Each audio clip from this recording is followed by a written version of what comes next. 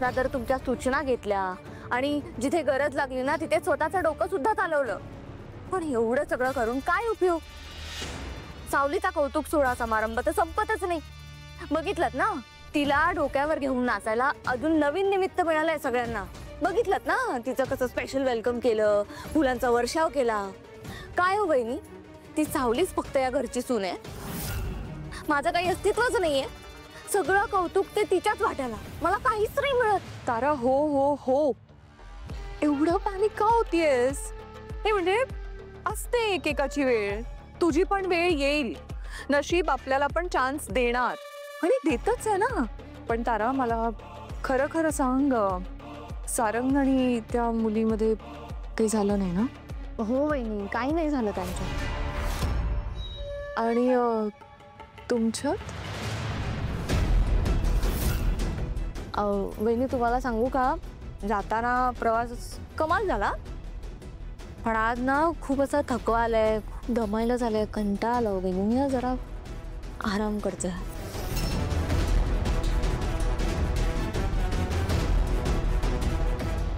नाही, मला फार आनंद झालाय कारण आज बऱ्याच दिवसांनी आपल्या कंपनीला काहीतरी अवॉर्ड मिळाले.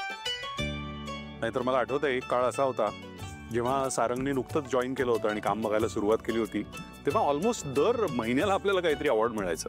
बाबा, पण सारंग आल्यापासून वर्कलोड जरा कमी झालाय. मी काय म्हणतो, मी पण बिझनेस चालू करतो पार्ट टाइम. सारंग दा एक आयडिया दे ना. तू आणि सोहम ना बेंजोची पार्टी सुरू करा. पण उरलेल्या पार्ट टाइमचं काय? बेंजो नंतर तुला बनवणार तो. मी आनंदात काय, कारण आज बऱ्याच दिवसांनी तिलोत्तमा किचन मध्ये गेली आहे माझ्यासाठी ब्रेकफास्ट बनवायला. तर माझं म्हणणं असं आहे की रोज आपल्याला अवॉर्ड्स मिळू देत आणि रोज असं मला माझ्या बायकोच्या हातचा ब्रेकफास्ट मिळू दे. आणि सोबत अमृता वहिनी आहे, म्हणजे काहीतरी स्पेशल असणार आज. पण काही म्हणा बाबा, कॉम्पिटिशन वाढलंय, पण ह्या अवॉर्डमुळे आपला फायदा होऊ शकतो. नाही बघ, सगळं करेक्ट आहे, पण फायदा टेम्पररी आहे. फायदा टिकवून ठेवायचा असेल ना, सगळ्यांनाच प्रयत्न करावे लागतील. अरे वा, कमाल. सावली, बाकीच्या प्लेट्स आणशील का जरा? आणते. सावली थांब, मी जातो. अहो नाही, तुम्ही थांबा, मी जाते. अगं तू बस, आज तुझा मान आहे, तू बस. मी आणतो. नको. मी आणतो, बस बस बस बस बस कन बस बस. आलो.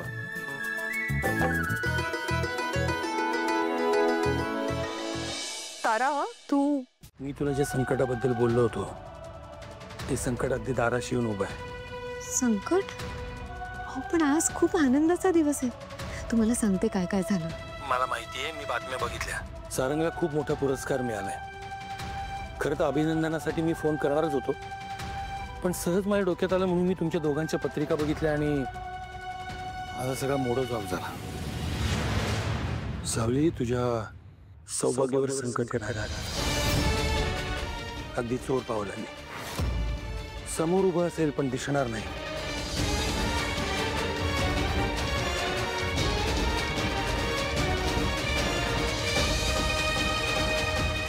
जगन्नाथजी, पण मग ह्याच्यावर काही उपाय असेल ना?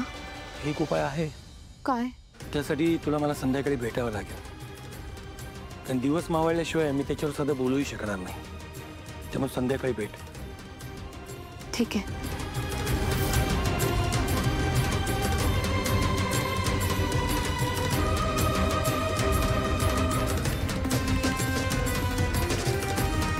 जगन्नाथजी, तुमच्या बघण्यात काही चूक तर झाली नाहीये ना? 10 वेळा बघितलंय मी. हे मलाही असं वाटत होतं की चुकावं माझं काहीतरी, पण नाही. संकट येणार आहे.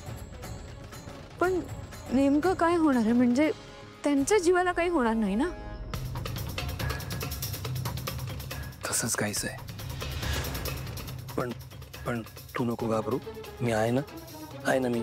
हो, पण तुम्ही सांगितलं होतं ना तुम्ही काहीतरी उपाय सांगणार आहात. सांगतो सांगतो.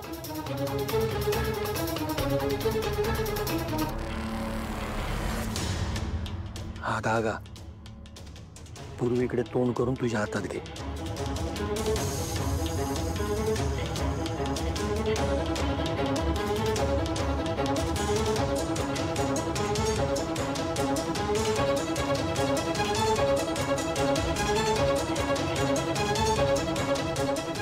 बळा, हा धागा सारंगच्या उजव्या मनगटावर बांधायचा.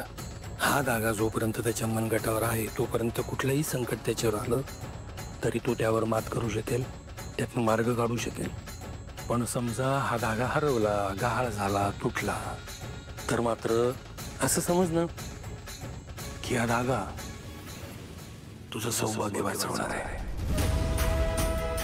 कळलं? की काही झालं तरी लवकरात लवकर तुला हा धागा त्याच्या मनगटावर बांधायचा. हं?